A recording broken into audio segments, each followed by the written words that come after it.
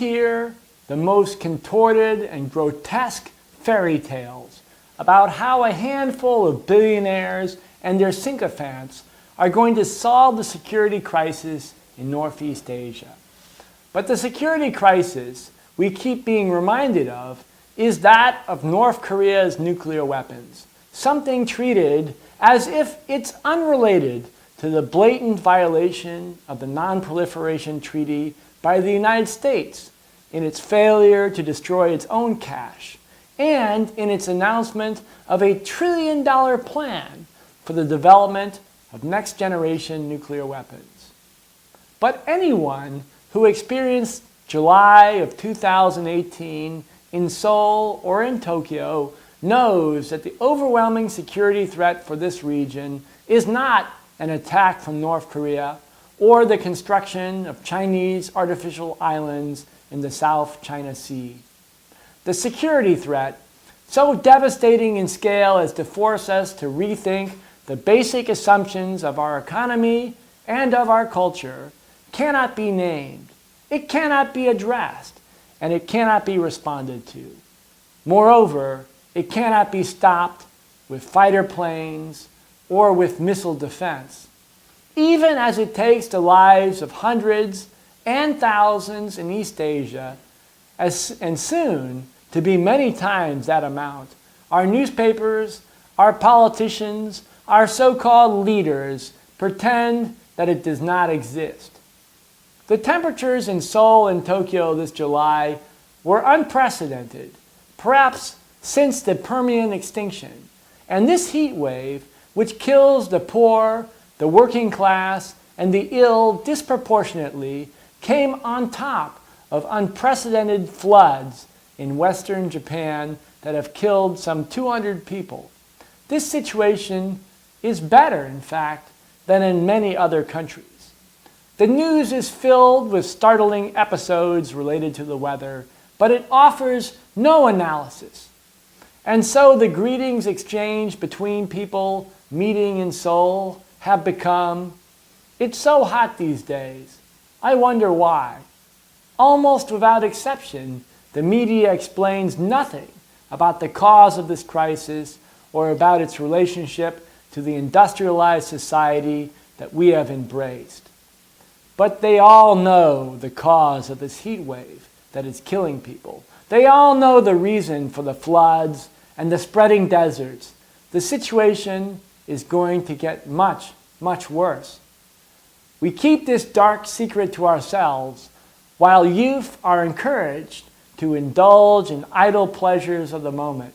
Our civilization, one that is based on the substitution of coal and petroleum for human and animal labor, has ended in a complete failure, and radical change is demanded immediately. We are seeing around us the signs of rapidly progressing climate change. The warming of our air, the death of our oceans, the spread of deserts all around us, and finally, the impending collapse of the modern agricultural system on which we depend. We do not want to know that every time we turn on a light, every time we check our messages, every time we use an electric fan, we are digging our own graves. But the science shows what is happening to our environment very clearly through such carbon emissions and the destruction of forests and of the soil and of the water. We can expect things to get much worse, and so we must entirely restructure our cities, completely rethink our energy policy. We must rethink trade, growth, and all of our assumptions. What will be the solution? At present, in the face of death and destruction, there is almost no serious thought going on at all.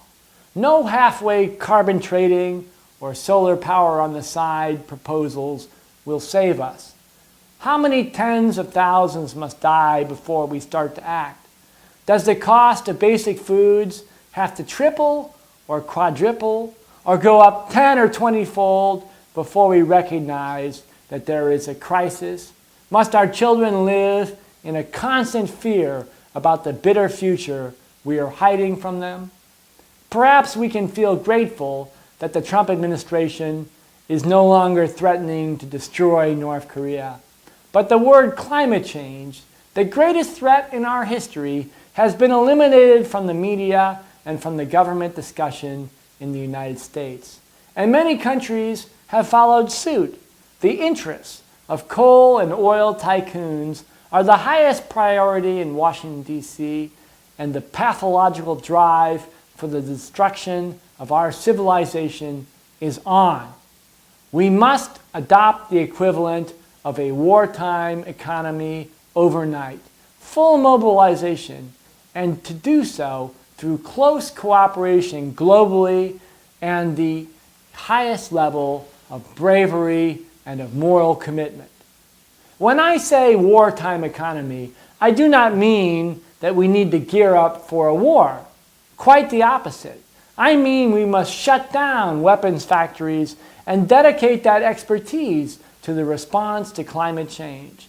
Yet the reference to war is not entirely superfluous. This fight against vested interests that make many, many billions of dollars of revenue by keeping us hooked on petroleum, by encouraging a superficial culture of consumption and waste, is a fight that will require tremendous moral courage at every turn. Let us go back to the vision of the four freedoms put forth by an American president, Franklin Delano Roosevelt, in his State of the Union address of January 6, 1941.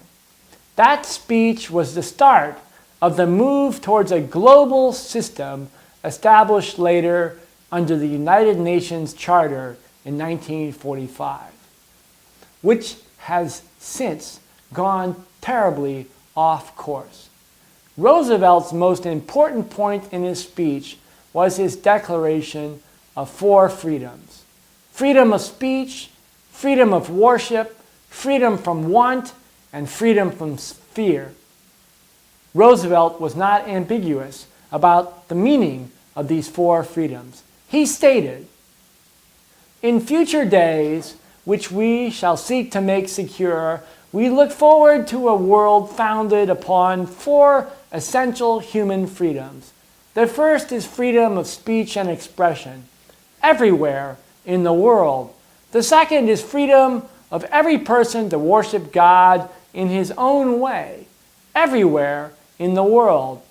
The third freedom is freedom from want, which translated in world terms means economic understandings which will secure to every nation a healthy peacetime life for its inhabitants, everywhere in the world.